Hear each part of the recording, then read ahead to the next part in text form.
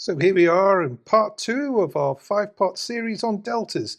In the first part, we looked at introducing deltas. Today, we're going to look at case studies in the Americas, predominantly Canada, USA, Central America, Latin America, and we throw one in from Northwest Europe just for the fun of it. This series was inspired by Eddie Ong. Eddie does some fantastic posts on LinkedIn. I hope you follow great summaries on various subjects. They're all captured in TROVE databases.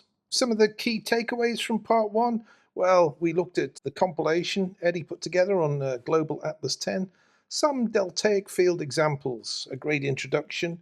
We looked at where the drainage basins from the 30 longest rivers in the world are, and we looked at the traps and structural regimes that operate in delta systems, quite complicated. Today, we're going to have a look at all of these case studies from Canada, from the US, including Alaska, from Venezuela, Trinidad, and from the UK North Sea.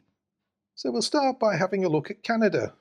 So in Eddie Ong's compilation for Canada, he looked at West Canada, the Sable Delta, and also the Beaufort-Mackenzie Delta. Now we chose 3 examples, and you can see they're listed down below. Moving on to the first of those, the Venture Field, Nova Scotia, Canada. So here's our entry from TROVE. Clearly, we have lots of information about the geology, the profile, the project, all of the cross-sections, all of the available data, all collated, compiled, and put together. You can get to this at a click of a button and find out as much as you want about the Venture Field offshore Nova Scotia. Likewise, the Amauligak field in the Mackenzie Delta. This is our database entry, lots of maps, cross-sections. There's the entry from Eddie's post, compiling all of the geological data that's relevant to this field. There are actually 2 entries that we've found across the years that Eddie's posted on this particular opportunity. Likewise, articles from GeoExpro, listings from various reports and fields and papers, and a good up-to-date news summary of anything that's happened and been reported. Now, this is just one of the fields that's covered in the Mackenzie Delta. Here's the listing A to N for all the fields in the Mackenzie Delta. And finally, in Taglu in the Mackenzie Delta, more information, including Eddie's posts. Woodmac do a summary here, and that can be purchased online. We have maps showing where everything is. We can show the creaming curve and where Taglu fits within that, what's in the vicinity, what surrounds it, all sorts of listings of information relevant to the field are right up here on the Mackenzie Gas Project, which gives a background summary of everything involved with this and other fields in the region. But that's not all. We've got all sorts of North Slope overview, Beaufort Sea overview. We've got an Arctic regional stratigraphy for both the North Slope and the Beaufort Sea. We've got source rocks and hydrates, lots of information that, and resources and reserves in the region, all covered within TROVE.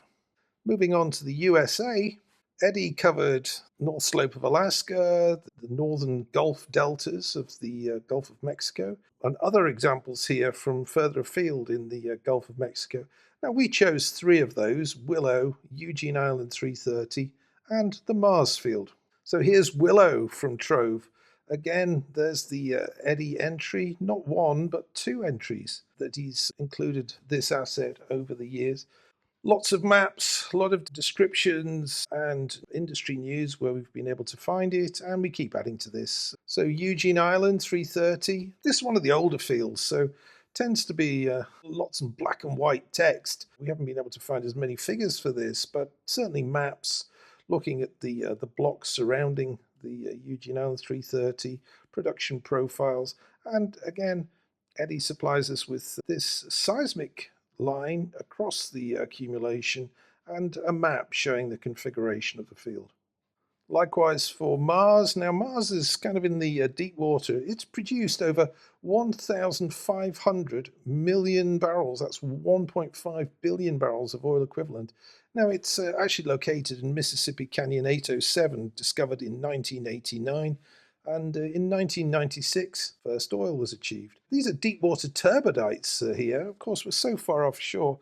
They're sort of Pliocene, Miocene in age. Now, Eddie had warned that, deltas tend to feed out into the outer shelf and into the abyss. And these sediments now, really, rather than being deltaic, we would call them deep water turbidites. But there is a transition. So looking quickly at Central and Latin America, 3 entries from Eddie for the deltas examples: Maracaibo, Trinidad, and more detail on the Columbus Delta, which is east of Trinidad. So here's the TROVE database entry for Boscán in Maracaibo in Venezuela. The field covers an area of some 660 square kilometers at around about 8,500 feet. It's a 9 to 12 API heavy crude, biodegraded. Essentially, it's a monocline with strike slip movement on normal faults, and it's compartmentalized. This is an example of a tidally influenced fluvial deltaic depositional environment. It's Eocene in age and has over 25 billion barrels of oil initially in place.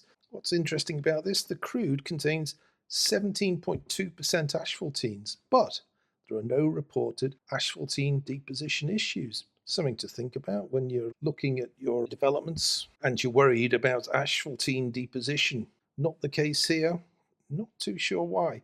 Anyway, within TROVE, we've got over 500 assets throughout Venezuela, but the listing there, just some of the assets for the Maracaibo Basin. Some of the bigger ones highlighted here, or some of the ones we've got most data on. You'll recognize some of those names. So here's the TROVE entry for the Dolphin field in the Columbus Basin east of Trinidad. It's called the East Coast Marine Area Development, or the ECMA.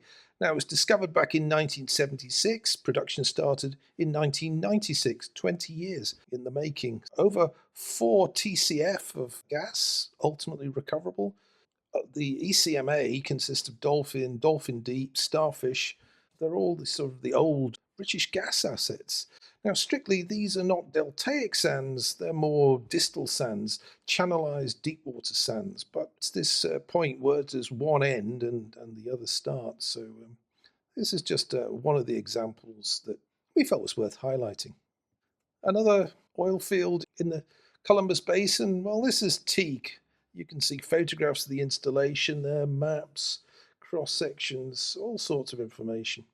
Now, Teak is actually an oil, gas, and condensate field. It has some of all the different phases of hydrocarbon.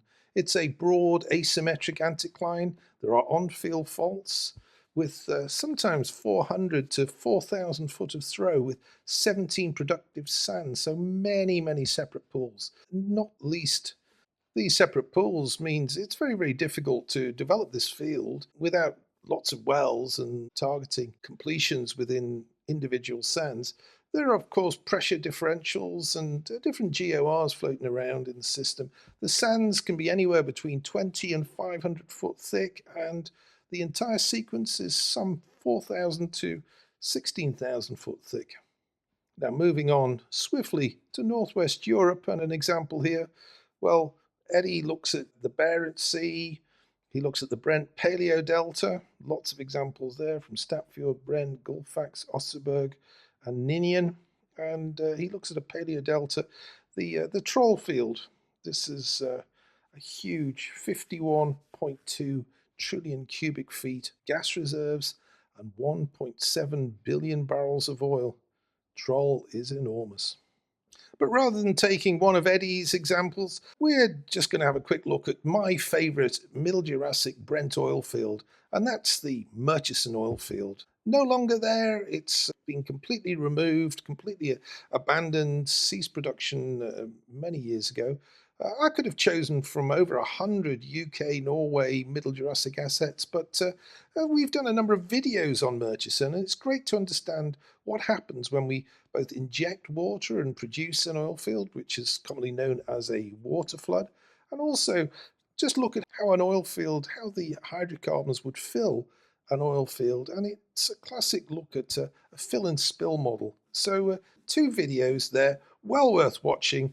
You'll find them on our channel, and we actually have a series on how oil fill works, which is well worth watching. So what are the key takeaways from our look at the deltas of the Americas? Up and down the Americas, there's a wide distribution of deltas, and they're in different shapes and sizes. There is this transition from sort of deltaic sands to channelized deep water turbidites, all sorts of different sands. And we haven't really looked at the transition from a fluvial environment into a deltaic proper environment, but it's a sort of gradational thing.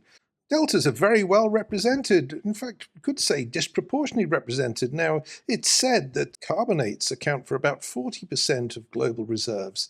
I don't have a reference to that, but if anybody does know a reference to the distribution of oil and gas reserves by sort of facies, I'd be really, really interested to actually cover that in a future video.